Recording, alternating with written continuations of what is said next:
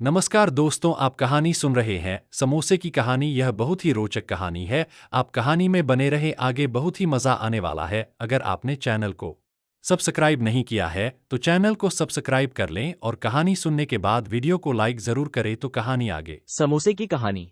गोपाल भांड। इन दिनों महाराज कृष्णचंद्र को बात बेबात गुस्सा क्यों आता है? राजदरबार में लाख टके का प्रश्न था।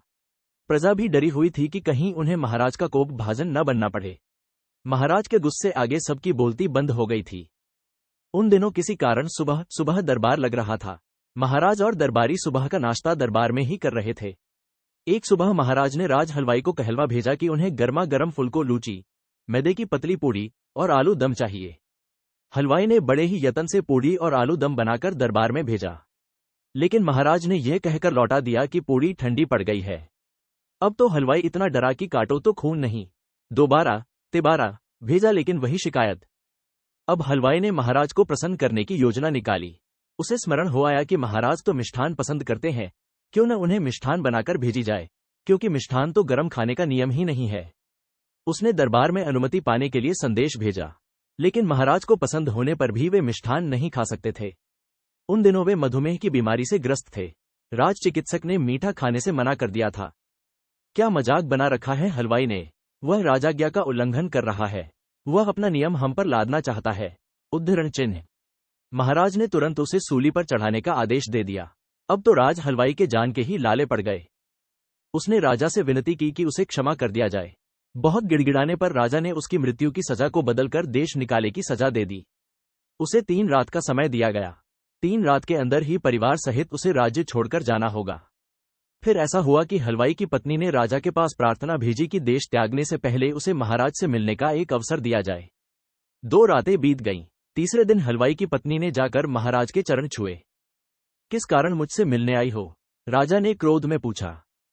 महाराज, आज्ञा हो तो एक बात कहूं। हलवाई की पत्नी ने गिड़गिड़ाते हुए विनती की।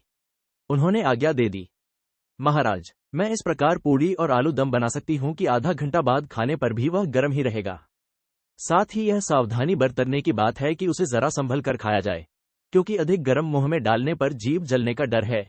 हलवाई ने आत्मविश्वास से भर कर कहा। महाराज कृष्णचंद्र को कुछ आश्चर्य हुआ। उन्होंने दरबार के विशेष सदस्य गोपाल की ओर मुड़कर देखा। गोपाल ने कुछ न कहकर केवल सिर हिला दिया। इसका अर्थ यह था कि हलवाइन को एक अवसर देकर देखना चाहिए कि वह कौन सा गुल खिलाती है। महाराज ने आज्ञा दे दी। शर्त यह लगा दी कि जैसे ही दरबार से सूचना जाए वैसे ही तुरंत उनके लिए नाश्ता बनाकर भेजा जाए। जो आज्ञा महाराज, आशा है कि मैं आपको अवश्य संतुष्ट कर पाऊंगी। ये कहकर वह फिर एक बार महाराज के चरण छूकर सीधे रसोई की ओर चली गई। गोपाल ने केवल मुस्कुराकर मंत्री की ओर देखा।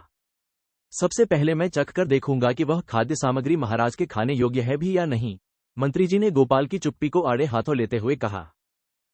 इस बार भी गोपाल चुप ही रहे।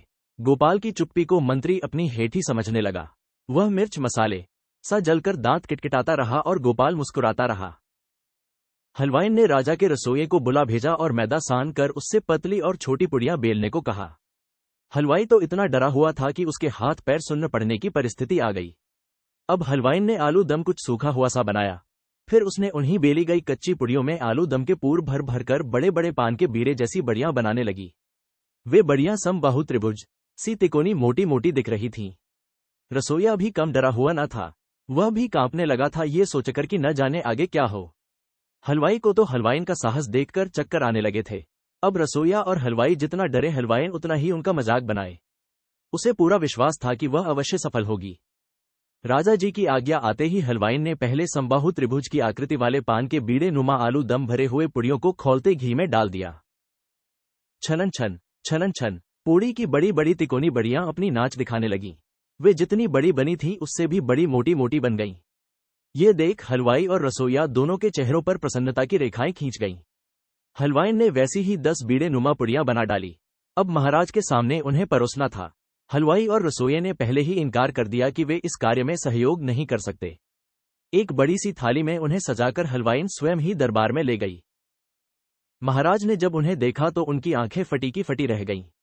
इनका नाम क्या है? खाने से पहले इनके नाम भी तो जान लूं, महाराज ने मुस्कुराकर पूछा। इनके नाम संभुजा है। इसे धीरे धीरे मजे से चबा चबाकर पूरा स्वाद लेते हुए खाएं। कदापि एक ही बार में मुंह में न डालें, नहीं तो जीभ जल जाएगी, हलवाइन ने पूरे आत्मविश्वास से भरकर कहा। नियमानुसार पहले मंत्री जी को चखना था। उन्होंने हलवाइन की बातों को नहीं माना और पूरा का पूरा संभुजा एक बारगी मुंह में ढूंस लिया। अरे यह क्या, मंत्री जी का मुंह तो खुला का खुला रह गया। गरम इतना कि मुंह के सामने हाथ ले जाकर पनखा करने लगे। महाराज तो मंत्री की हालत देखकर ठठाकर हंस पड़े। फिर उन्होंने बड़ी सावधानी से एक संभुजा को तोड़कर उसका छोटा सा टुकड़ा मुंह में डाला। अब तो दृश्य यह था कि महाराज इधर उधर बिना देखे एक के बाद एक का स्वाद लेने लगे। मंत्री ने किसी तरह पूरा बीड़ा निगलकर ठंडा पानी मंगवा लिया। ऐसे समय पर हलवाइन उन्हें कुछ कहती कि गोपाल ने इशारे से मना कर दिया। उसने अब कुछ पूछने का साहस नहीं किया। दरबारियों की आंखें एक बार महाराज की ओर घूम जाती तो दूसरी बार साहसी हलवाइन की ओर।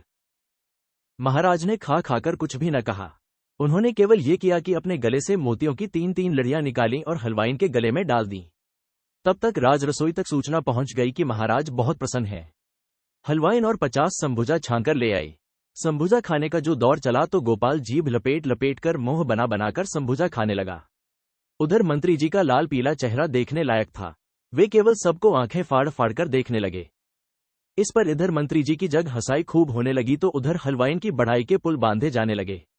महाराज ने उसे राज रसोई में मुख्य रसोई की नौकरी दे दी, साथ ही दंड भी वापस ले लिया। महाराज कोई 6 माह तक लगातार इस संभुजा का आनंद लेते रहे। इन दिनों शाम होते ही महाराज के होठों पर हंसी खेलने लगती थी। दरबार में शांति विराजने लगी। जनता ने चैन की सांस ली। यह बात लगभग 250 वर्ष पुरानी है। उन्हीं दिनों कलिंग प्रदेश, वर्तमान ओडिशा राज्य में गिरिधारी बेहरा नामक एक हलवाई अपनी धर्मपत्नी धरित्री देवी के साथ बंगाल के कृष्णानगर राज्य के राज दरबार में आए थे। उन्हें महाराज ने राज हलवाई के रूप में अपनी सेवा में रख लिया था। गोपाल ने भी धरित्री देवी का लोहा मान लिया। उसने भी धरित्री देवी के सम्मान में बढ़ाई के पुल बांध दिए। हलवाइन की संभुजा ही बाद में चलकर समोसा या सिंघाड़ा नाम से प्रसिद्ध हो गया। लेकिन यह दुख की बात है कि धरित्री देवी का नाम काल के गाल में समा गया, जबकि हमारे गाल में अगर सिंघाड़ा या समोसा हो तो क्या कहने। अब आपसे यह पूछा जाए कि समोसे की मां या आविष्कारक कौन है, तो आपका उत्तर क्या होगा? कहानी समाप्त हुई। धन्यवाद।